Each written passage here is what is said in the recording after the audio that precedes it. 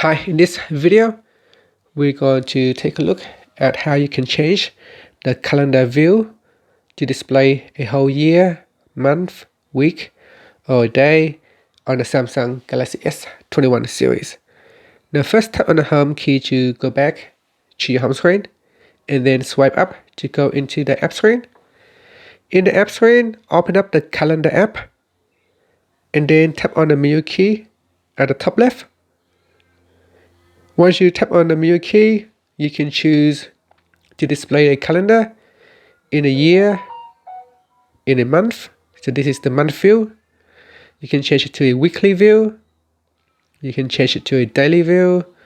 So for a daily view, it will show today. You can also change to a different day if you wanted to.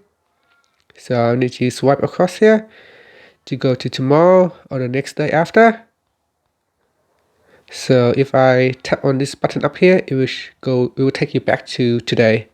So it doesn't matter where you navigate to. If you want to quickly go back to today, you tap on the button up here, it will take you back to the today view.